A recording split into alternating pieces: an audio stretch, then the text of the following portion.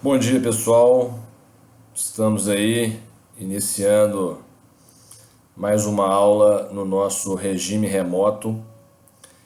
O nosso tema hoje é dar continuidade, à propriedade industrial, que a gente já iniciou aí o assunto em sala de aula. Especificamente, nós estamos aqui nos requisitos da patenteabilidade, tá? Então, vamos dar sequência aí. Eu já postei o material para vocês no SGA e na plataforma Canvas. Então, o ideal é que todo mundo acompanhe essa videoaula com o material aberto, tá? Aí, que eu já postei no SGA e no Canvas, tá? Então, dando sequência aí, o que nós temos aqui sobre requisitos da patenteabilidade? Então vamos contextualizar antes o ponto em que a gente se encontra na matéria, né? Nós entramos no campo da propriedade industrial. O que significa propriedade industrial? É aquele ramo do direito empresarial, né, que vai assegurar o monopólio de exploração dos chamados bens industriais. Quais são os bens industriais? Os bens industriais são, primeiro, nós temos as invenções, os modelos de utilidade, os desenhos industriais e as marcas, beleza? Então nós já vimos isso em sala de aula, são os bens industriais, ou seja, a invenção, aquela criação, original, fruto do intelecto humano. O modelo de utilidade sendo o aprimoramento dessa criação original, também chamado de pequena invenção. O desenho industrial sendo a forma ornamental, plástica de determinado produto. E a marca sendo aquele elemento que vai identificar produto ou serviço, Conceituando aqui rapidamente os 4 bens industriais que nós já vimos em sala de aula, beleza? O empresário criou um novo produto, inventou uma nova máquina, ele tem como proteger essa sua invenção através da propriedade industrial, Então, a forma com que o direito tutela os bens industriais, tutela essa criação do empresário, é através da patente ou do registro. Então nós já vimos que a forma de proteção dos bens industriais ou é pela concessão da patente ou pela concessão do registro. Se é patente, nós temos um documento que vai formalizar essa patente, que é a chamada carta patente. Se é registro, eu tenho um documento que é o chamado certificado de registro. Esses documentos são expedidos por um órgão específico chamados INPI, beleza? Já vimos isso em sala de aula, já expliquei para vocês. O INPI ele é uma autarquia federal, que vai concentrar aí as atividades de concessão de patente, de registro, em geral, para os bens industriais, mediante prévio requerimento feito pelos empresários que estão à frente aí dessas criações, beleza? Então nós vimos que a invenção e o modelo de utilidade são patenteáveis. A marca e o desenho industrial são registráveis, Então, aquele empresário que tem ali dentro da sua atividade um departamento de produção, de pesquisa e desenvolvimento, na medida que ele for criando novos produtos e colocando no mercado, ele vai buscando proteger, tutelar essa sua criação, e obtendo junto ao INPI a patente, ele vai poder explorar com exclusividade essa sua criação, durante um tempo definido na legislação. E a gente já viu também esse prazo de vigência, ou seja, se eu estou falando de patente de invenção, é 20 anos, né? O empresário vai poder explorar essa sua invenção por um prazo máximo de 20 anos. Se é modelo de utilidade, o empresário vai poder explorar esse seu modelo, esse aprimoramento, né, de algo por no máximo 15 anos, né? Aqui a gente trabalha especificamente com o artigo 40 da lei de PI, tá?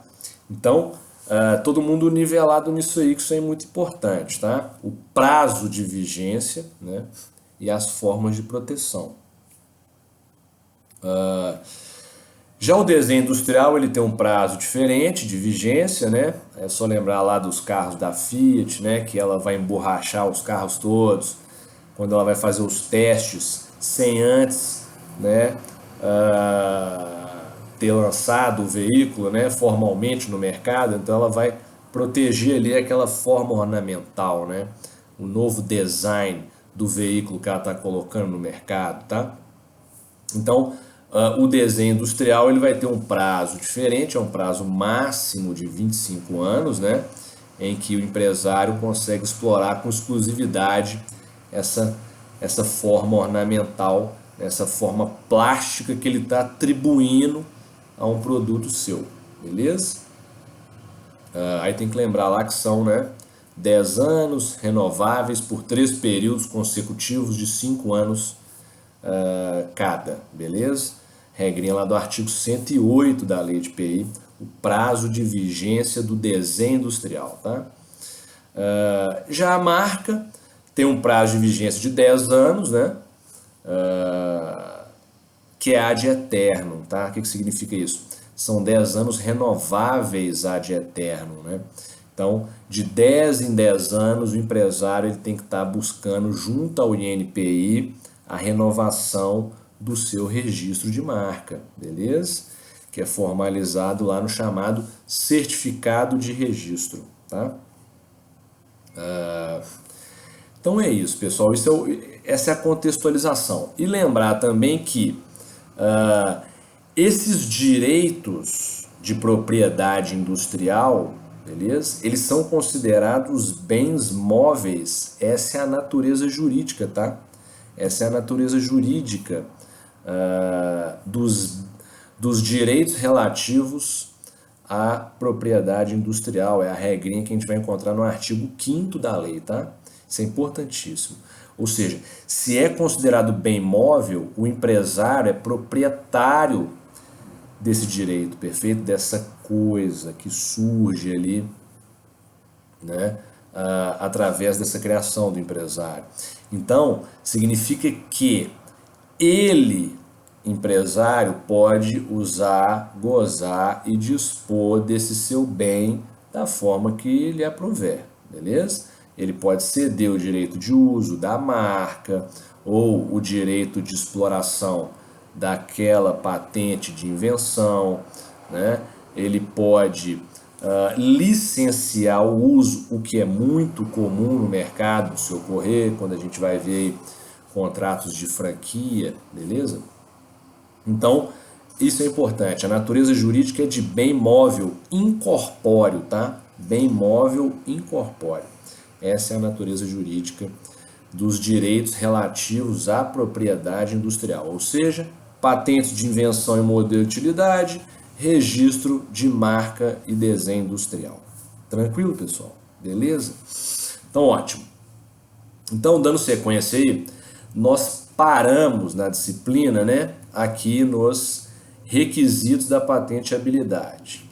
E o que significa isso? O INPI, ele vai analisar alguns requisitos para concessão da patente, beleza? Então, o INPI, o Instituto Nacional da Propriedade Industrial, essa autarquia federal, né, que vai concentrar aí as atividades de concessão de patentes de invenção, registro de marca, etc., vai analisar se aquele bem industrial que está ali sendo pleiteada a patente preenche os requisitos da patenteabilidade, tá? Então, antes de mais nada, todo mundo tem que ter a seguinte ideia. Para eu conseguir obter a patente de um produto meu que eu criei, que eu inventei, eu vou ter que passar por um processo administrativo junto ao INPI, beleza? Então vocês, como advogados de empresa, né, liderando aí um departamento jurídico de determinada empresa, vocês vão ser responsáveis por dar início a esse procedimento administrativo, né? Junto ao INPI para poder obter a carta patente ou o certificado de registro, tá? Então, o INPI, através de seus técnicos, o INPI ele vai possuir os técnicos, tá? Ou seja, os profissionais especializados, né, em propriedade industrial que vão analisar se aquele bem industrial que está sendo submetido ali à patenteabilidade preenche os requisitos exigidos por lei, tá? Nós vamos encontrar esses requisitos lá no artigo 8º da lei, beleza? Lá no artigo 8º da lei, depois todo mundo acompanhando aí, o artigo 8º vai definir que são requisitos da patenteabilidade a novidade, a atividade inventiva, a industriabilidade e ainda se insere um quarto, tá? Que é o desimpedimento, que a gente vai falar que está lá no artigo 18 da lei, daqui a pouco eu vou chegar lá nele. Então, 4 são os requisitos da patenteabilidade, tá, turma? Vamos começar aqui trabalhando com o requisito da novidade, beleza? Que é um requisito extremamente relevante. Nós vamos descer um pouquinho aí, ó. Vamos para o item 5.1 do nosso material, que já está postado aí no SGA e no Canvas. E lá nós vamos ter o artigo 8º. O artigo 8º vai dizer para nós, ó, é patenteável a invenção que atenda aos requisitos de novidade, atividade inventiva e aplicação industrial. Ainda vamos adicionar um quarto aqui, mas daqui a pouco a gente vai falar dele, tá? Então, o que é o requisito da novidade, turma? Presta atenção. Novidade aqui é muito simples, tá? Significa o seguinte, se é invenção, essa invenção, ela não pode estar compreendida no que a gente chama de estado da técnica. Então vejam, quando a gente diz que a invenção, para ser considerada nova, não pode estar compreendida no estado da técnica, né? Isso é a disposição legal que a gente vai encontrar lá a partir do artigo 8º, significa que o que é o estado da técnica? Isso que é importante, né? O estado da técnica é o que o próprio nome diz, né? Por trás dessa invenção eu tenho uma ideia, beleza? Eu tenho uma concepção, né? Essa concepção, essa ideia, ela não pode estar compreendida dentro do conjunto de conhecimentos que existe sobre aquela coisa, que existe sobre algo. Então vejam, eu tenho um conjunto de conhecimentos existentes sobre algo. Por exemplo, sobre a invenção avião. Beleza? Estou dando um exemplo aqui. O avião, né? Qual que é o estado da técnica da invenção avião, né? Ou seja, qual que é o conjunto de conhecimentos em torno da invenção avião, né? É essa que é a ideia, né? Então, eu tenho hoje um avião que se desloque na velocidade do som, que se desloque acima da velocidade do som, existe, né? Nós conhecemos aí os caças supersônicos, né? Ou seja, jatos, aviões que voam acima da velocidade do som, beleza? Depois, quem tiver curiosidade, joga no YouTube aí que vocês vão ver um jato quebrando a barreira do som, né? Percebam, esse é o conjunto de conhecimentos sobre avião, né? Sobre essa invenção avião, né? Isso é o que existe, é o que está publicado, é o que está provado cientificamente, né? Um avião supersônico existe, beleza? Isso é algo já concebível, né? Agora, um avião que voe na velocidade da luz, me parece que ainda não existe. Então vejam, essa ideia, essa concepção, né? A criação de um avião que voe na velocidade da luz ainda não incorpora o estado da técnica a respeito do avião. Ou seja, não envolve o conjunto de conhecimentos da invenção avião. Beleza? Essa que é a ideia.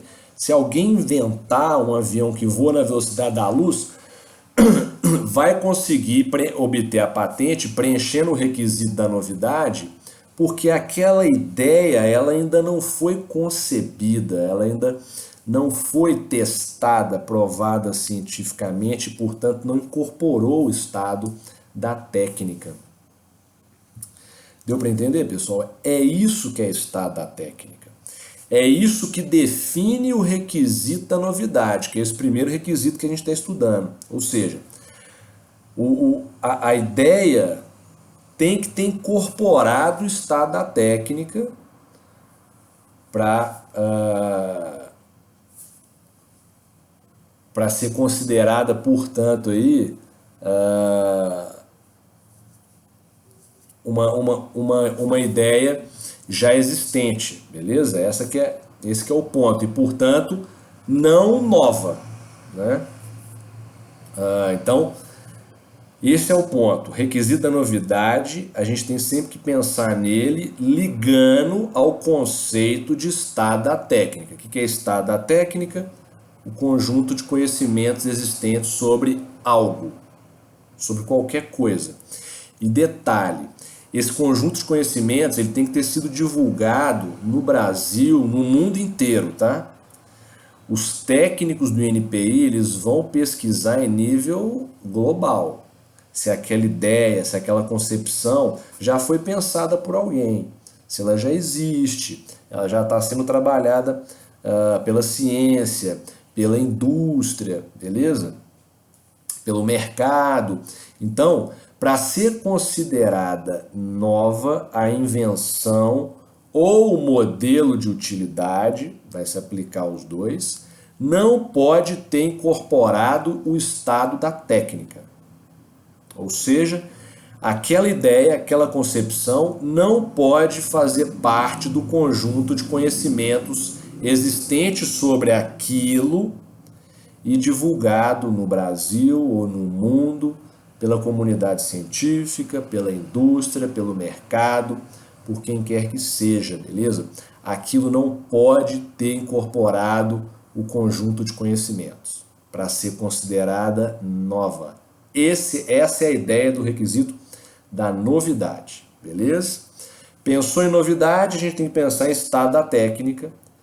Aquilo ali já foi pensado antes por alguém? Já foi concebido por alguém no mundo inteiro? É isso que o INPI vai analisar, beleza?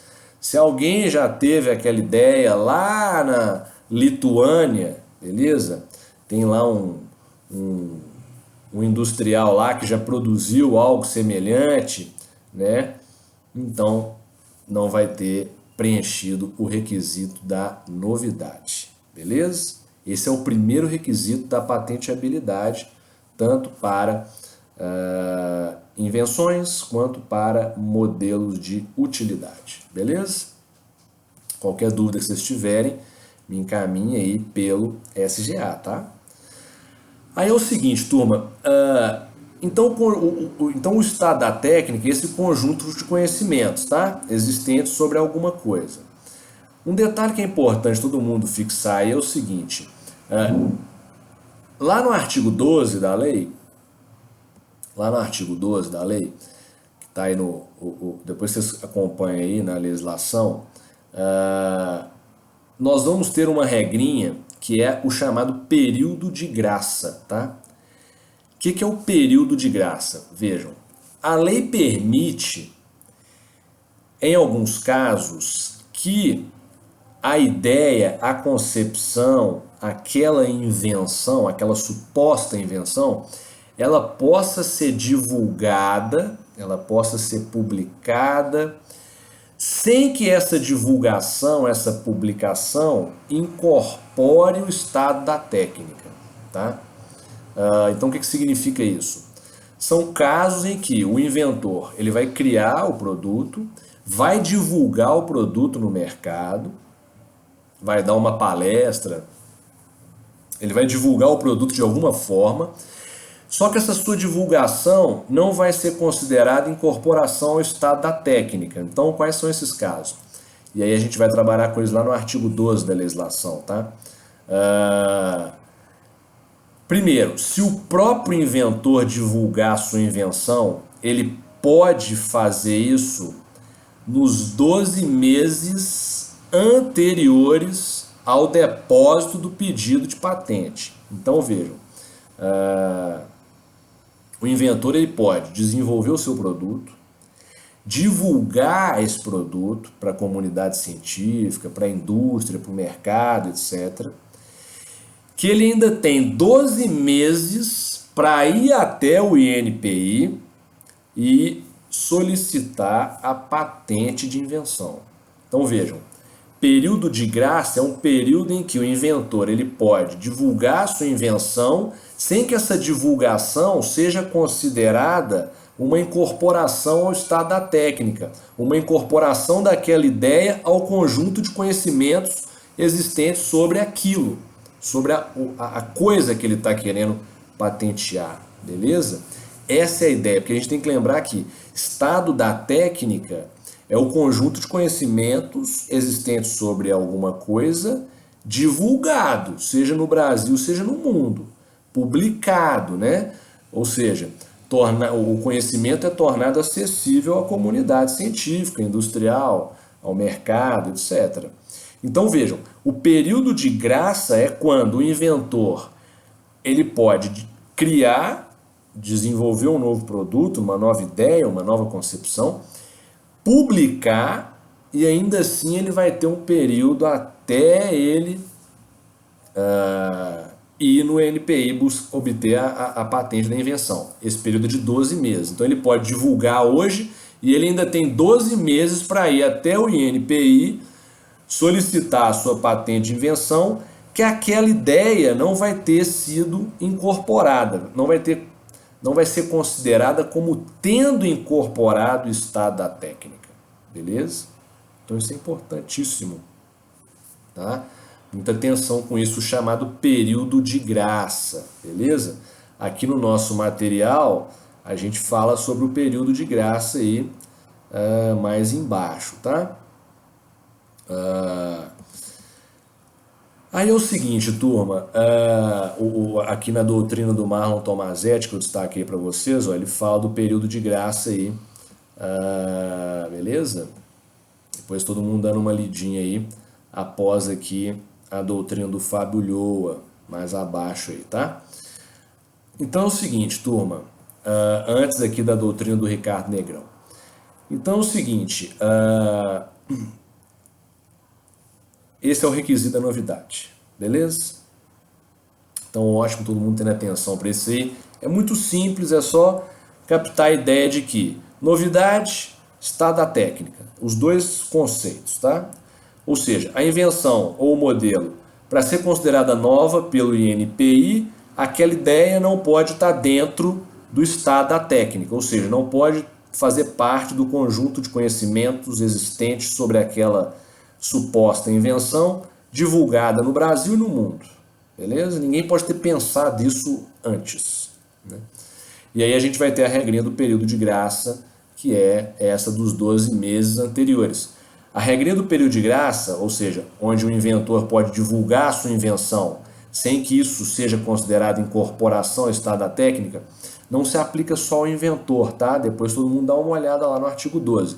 Se aplica também a terceiros que eventualmente possam ter usurpado a invenção do criador original, tá? Ou seja, do verdadeiro titular da invenção, né? Então um terceiro, né, usurpa aquela invenção, vai lá e divulga ela, né? O INPI ainda vai dar esses 12 meses, né, de período de graça até que o inventor requeira a patente de invenção, provando ser ele o verdadeiro titular e, portanto, que aquela divulgação foi feita de forma ilícita, tá? Por terceiros se apropriando ali da sua ideia, da sua concepção original que foi desenvolvida, tá? Então, atenção para isso. E também pelo próprio INPI. O próprio INPI também entra na regrinha do período de graça quando ele é ludibriado, vamos dizer assim, né, pelo terceiro que usurpou a invenção do criador original, tá? Então, o que significa isso aqui? O INPI ele vai publicar todas as invenções, né? Uma das ideias da propriedade industrial é essa, né? A propriedade industrial ela vai permitir que o empresário ele desenvolva com exclusividade, explore comercialmente a sua invenção, por exemplo, durante 20 anos, mas como contrapartida ele tem que divulgar, ele tem que publicar a invenção, né? O know-how, né? O saber fazer, né? Como que ele chegou naquilo, para que futuramente todo mundo se beneficie, né? Quando ela cair em domínio público, todo mundo se beneficie daquela invenção e ela possa ser largamente aí utilizada, né? Então, esse é o ponto. Então, pode acontecer do próprio INPI ter divulgado uma invenção que, porém, foi requerida a sua patente por meios ilícitos, através de um terceiro que usurpou a ideia, né, a concepção de quem realmente havia criado, tá? Então, o próprio empresário pode divulgar 12 meses antes, sem que isso incorpore o estado da técnica. O terceiro, usurpando a invenção desse criador, também pode fazer essa divulgação sem que ocorra a incorporação ao estado da técnica, e o próprio INPI pode fazer essa divulgação, né, por engano aí, em razão de um terceiro que usurpou a invenção do criador, e também não será considerado como tendo compreendido o estado da técnica, tá? Período de graça é isso aí, todo mundo estudando o material aí depois, qualquer dúvida, me encaminhar via SGA. O segundo requisito, turma, é muito simples, é o requisito de atividade inventiva, tá? Atividade inventiva, o que significa, né, a atividade inventiva? Nós vamos encontrar a atividade inventiva lá no artigo 13, tá? Depois todo mundo dá uma olhada lá no artigo 13. Lá no artigo 13 nós vamos ter o requisito da atividade inventiva. E qual que é a ideia aqui? No direito norte-americano, lá no direito norte-americano, a atividade inventiva é chamada de non-obviousness, né? É um requisito utilizado lá no direito norte-americano também para a concessão de patentes. É o non-obviousness, ou seja, não ser a invenção ou modelo de utilidade óbvia, né? Então, o que a gente vai ter aqui? A ideia é a seguinte: aquela invenção ou modelo de utilidade,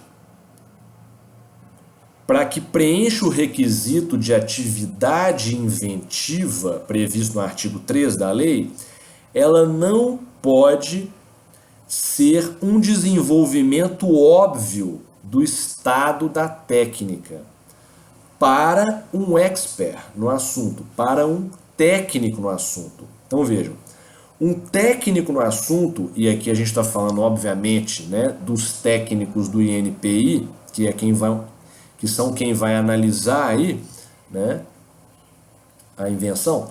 Então veja, para os técnicos do INPI, aquela atividade por trás da ideia, da concepção, aquela invenção, aquele modelo de utilidade, não pode ser decorrência óbvia do estado da técnica. Ou seja, não pode ser decorrência óbvia do conjunto de conhecimentos existente sobre algo, beleza? É essa que é a ideia.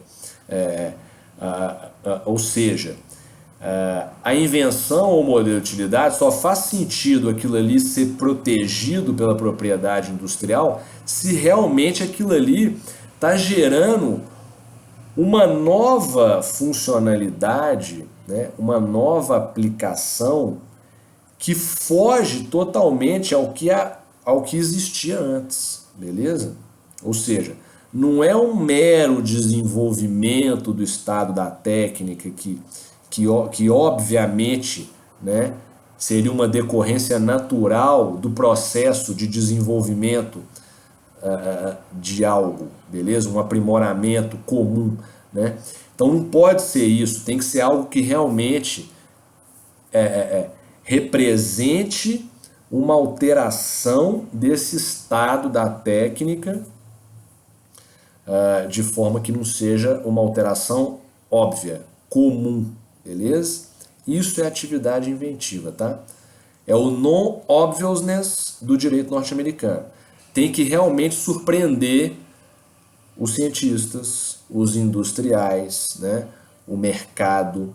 Tem que ser algo que realmente não havia sido concebido antes, tá? Beleza? Tranquilo isso aí, turma? Esse é o requisito da atividade inventiva, beleza? Então, ótimo.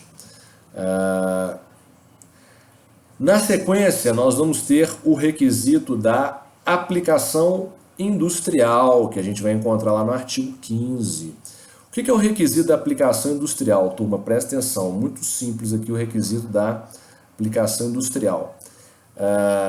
O artigo 15 ele vai falar que aquela invenção ou modelo de utilidade tem que ser passível de produção por qualquer indústria. Então, quando a gente fala em aplicação industrial, nós estamos falando em produção em larga escala, tá? Produção em larga escala, ou seja, o que é isso? Aquela invenção ou modelo de utilidade tem que ser passível de produção em larga escala, por indústria, beleza? Ou seja, tem que ser algo com apreciação econômica, né? Algo que vá atender às necessidades de consumo, né, de dada sociedade, beleza? Não pode ser algo que não tenha aplicação industrial, não pode ser algo que eu esteja produzindo, né, meramente para atender uma necessidade única, pessoal, beleza? Não. Tem que ser escala industrial, né? Esse é o ponto. Só faz sentido eu proteger um bem industrial, né, se aquele bem industrial vai atender a necessidade de inúmeras pessoas, né? Beleza? Ou seja, eu vou proteger porque aí eu vou ter o incentivo necessário para atender necessidades básicas, né, da população, dos seres humanos, etc. Beleza? Então essa é a ideia da aplicação industrial. Tem que ser passível de produção em larga escala para atender, né, um grande número de pessoas. Beleza? Tranquilo? Essa é a aplicação industrial. Outra finalidade desse requisito também é evitar, né, ideias, concepções que sejam muito avançadas, né? Por exemplo, eu invento um carro que voa, mas o combustível é inexistente, né? O combustível ainda não existe, não faz sentido isso, não tem aplicação industrial, algo nesse sentido. Eu tenho meramente um projeto de um carro que voa, mas que eu dependo de um combustível que não está disponível no mercado, né? Isso não tem aplicação industrial, né? Essa é a ideia da aplicação industrial, beleza? E aí, por último, turma, nós temos o desimpedimento, né? Ou não impedimento, né? Que a gente vai encontrar lá no artigo 18. Lá no artigo 18, nós vamos ter o requisito do desimpedimento, ou seja, A invenção ou modelo de utilidade não pode, primeiro, contrariar, né, os bons costumes, né, a moral, a ordem pública, né, a saúde, beleza? Então, nós temos, né, impedimentos legais à patenteabilidade de invenções e modelos de utilidade. Então, não vai ser objeto de patente uma invenção que contraria a moral, que contraria os bons costumes, que contrarie a ordem pública, que contrarie questões de saúde pública, beleza? São requisitos subjetivos, né? A grande maioria deles aí, portanto, a critério, né, do INPI, tá? Quem vai analisar isso é o Instituto Nacional da Propriedade Industrial e vai dizer se aquela invenção contraria os bons costumes, né? Por mais que a gente ache, a gente não tenha muita noção do que é bons costumes hoje em dia, né? O que seria isso? Bons costumes, né? Imagine aqui a indústria de sex shop, né? Querendo ali patentear um novo produto, beleza? Não sei. Será que isso seria contrariar os bons costumes? Na cabeça do técnico do INPI é que a gente vai ter a resposta. Então,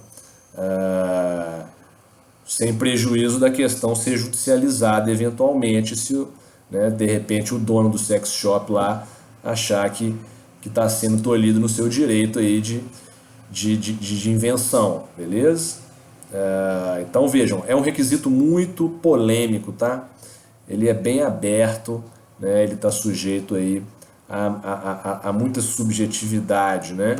Por parte dos técnicos do INPI, então pode-se ter bastante discussão aqui em torno disso, tá? Nesse primeiro requisito do desimpedimento lá no artigo 18. O segundo impedimento legal para a patente de invenção e modelo de utilidade é o que a gente chama de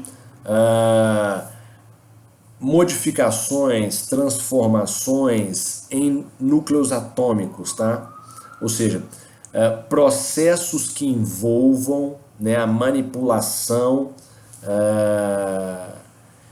de núcleos atômicos, né? E o que significa isso, turma? Isso significa o seguinte: nós temos, são atividades nucleares, tá? Atividades nucleares, isso é atividade privativa do Estado.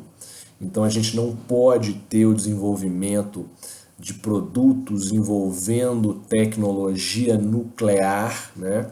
Que é fusão, é fissão de átomos, né? Sem que seja desenvolvido pelo Estado ou através de concessão pelo Estado, né? Isso é monopólio do Estado, tá?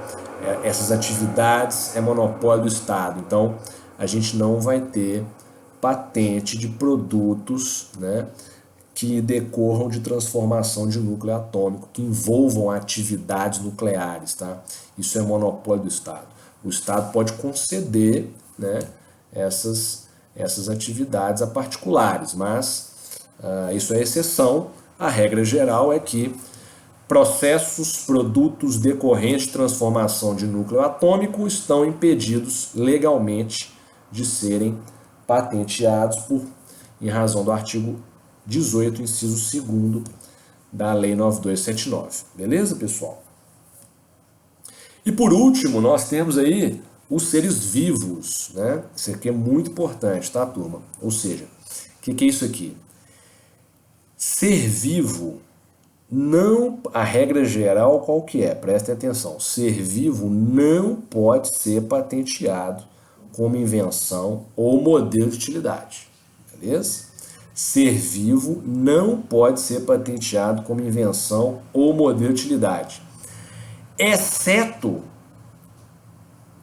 se esses seres vivos passarem por transformação genética, tá? Então vejam, seres vivos geneticamente modificados podem ser patenteados como invenção ou modelo de utilidade, desde que preencham esses requisitos aí que a gente acabou de analisar. O que é o ser vivo geneticamente modificado? São os alimentos transgênicos aí que a gente encontra nas prateleiras do supermercado aí o tempo inteiro, né? Alimento transgênico, beleza? Isso é geneticamente modificado, né? É o grão ali que é geneticamente modificado para resistir mais à praga, né? Para ter uma qualidade maior, né? Embora isso seja bem duvidoso, né? A qualidade de, de, de, de alimentos geneticamente modificados, mas enfim, né? Eu vou ter lá a laranja que passa por um processo, né, de modificação genética e ela vai ser uma laranja que vai resistir mais à praga, garantindo aí a produção, né, do agricultor, beleza? Enfim, né? A gente está exposto a esses alimentos geneticamente modificados o tempo inteiro, né? O tempo inteiro, beleza? Então, esse tipo de processo, esse tipo de procedimento envolvendo ali seres vivos, né? Envolvendo plantas, envolvendo animais, né? Bactérias, micro-organismos, etc. Esse tipo de procedimento é patenteável, tá? Isso é patenteável como invenção ou modelo, mas tem que ter essa transformação genética. O que é isso aqui? Significa que aquele ser vivo ali, por exemplo, aquela bactéria, né, que ela foi levada para o laboratório, beleza? E ali no laboratório ela foi modificada geneticamente para atingir um grau de evolução que não seria possível de se obter isoladamente na natureza. Isso é que é considerado ser vivo geneticamente modificado, tá? A bactéria em si, né, vamos supor que eu tenha lá uma bactéria na natureza, né, uma indústria farmacêutica descobriu essa bactéria, descobriu que essa bactéria ela produz uma enzima, essa enzima ela gera, ela tem efeitos terapêuticos aí no tratamento de alguma doença. Essa bactéria de forma isolada e a sua enzima não podem ser patenteados como invenção ou modelo de utilidade. Na verdade, isso é uma mera o quê? Descoberta. Mera descoberta não é invenção. Isso é importantíssimo, tá? Artigo 10 da lei, tá? Artigo 10 da lei define lá o que não é considerado invenção. E descoberta não é considerada invenção. E ser vivo que não tenha modificação genética é mera descoberta, tá?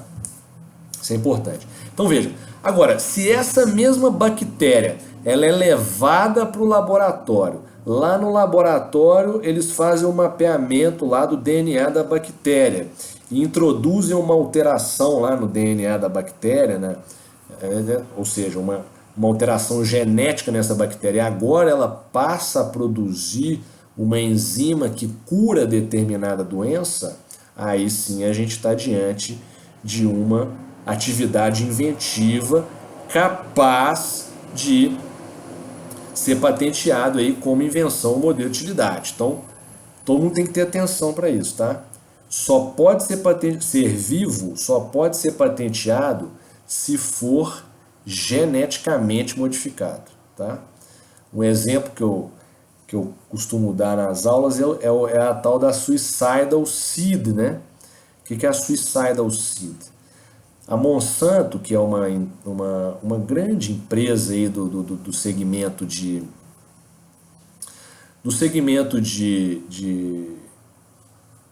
agricultura, de modificação genética de seres vivos para agricultura, né?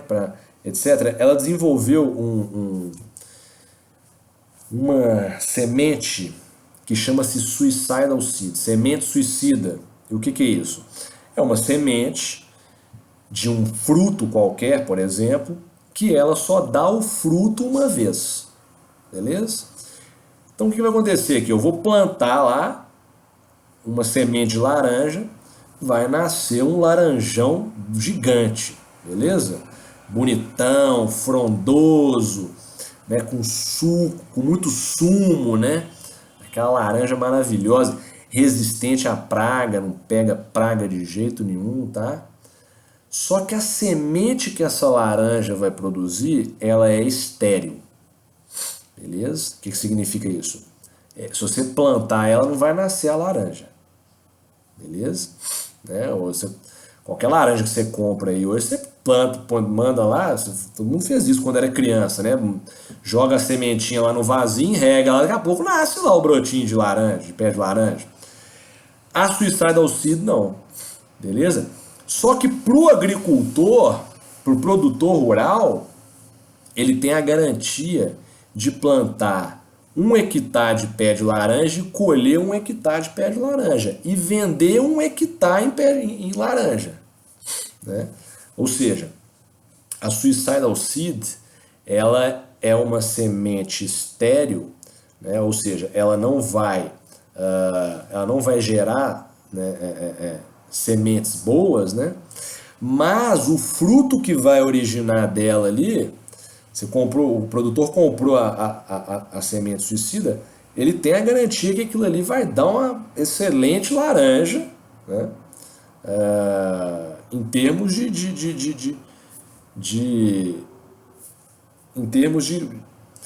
de qualidade, né? Qualidade do produto aqui, entre aspas, né? Ou seja, não vai pegar praga, vai ser uma laranja muito vistosa, né? Com bastante sumo, grande, né? Bonita, ou seja, para o mercado é uma maravilha, agora para a nossa saúde eu não sei, né? Então, isso a gente só vai descobrir lá na frente quando o ser humano começar a nascer com um rabo, né? Daqui a pouco o pessoal começa a nascer com um rabo aí, não sabe por quê, né? Comendo aí alimentos geneticamente modificados, tá? Então vejam, essa é a Suicidal Seed, é um exemplo de ser vivo ali que foi geneticamente modificado para produzir uma semente para produzir um fruto que vai dar uma semente estéril, tá? Isso coloca o agricultor dependente da empresa, né? Toda hora ele tem que estar comprando a semente para conseguir ter a sua plantação ali, futuramente a sua colheita e tal.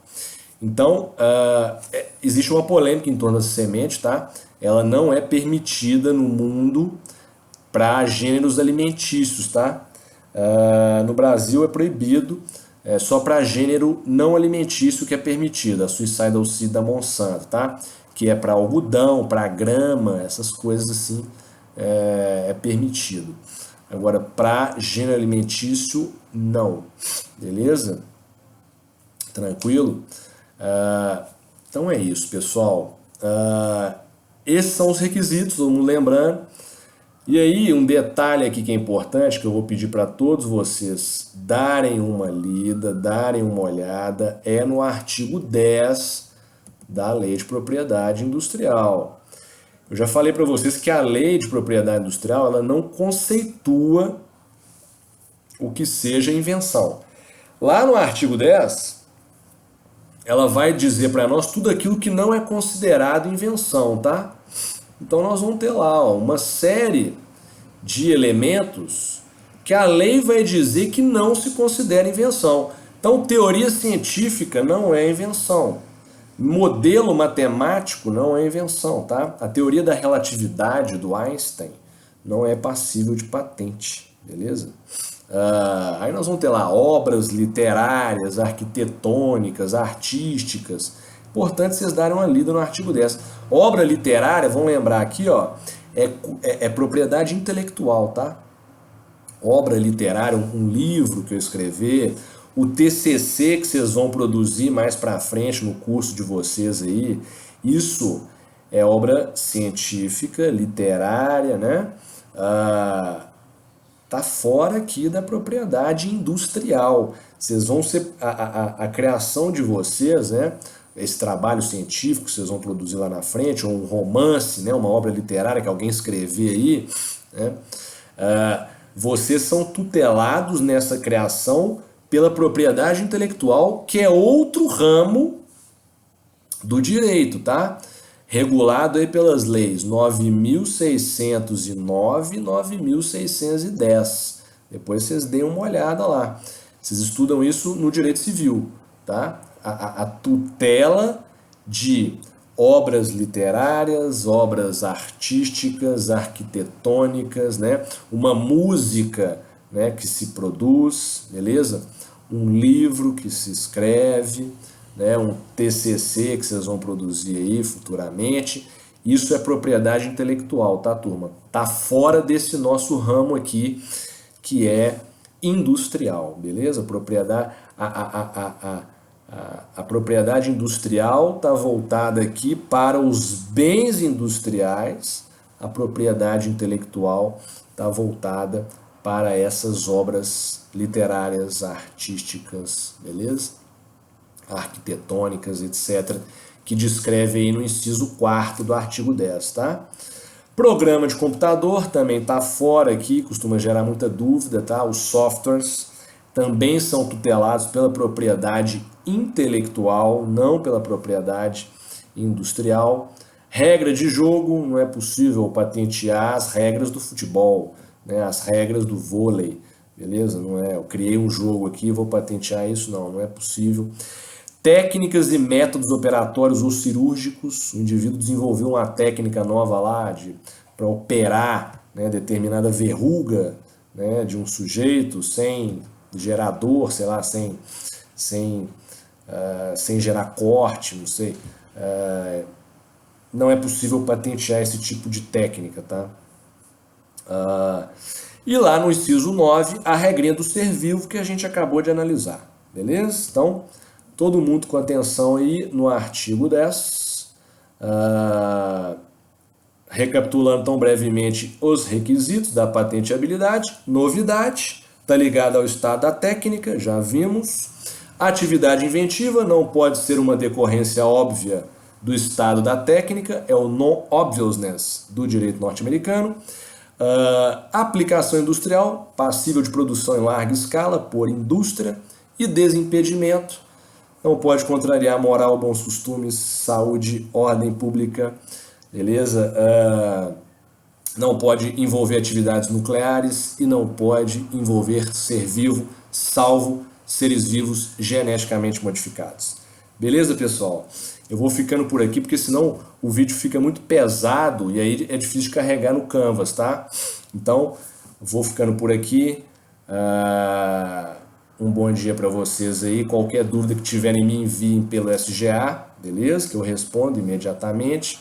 E vamos dando sequência nas nossas aulas com videoaulas e material postado tanto no SGA quanto no Canvas, beleza? Depois me deem feedback aí, o que vocês estão achando, se essa dinâmica está boa. Se não, a gente dá um jeito de mudar, a gente vai analisando aí, beleza? Vamos nos adaptar a esse tempo de coronavírus. Um abraço, pessoal. Até mais. Tchau, tchau.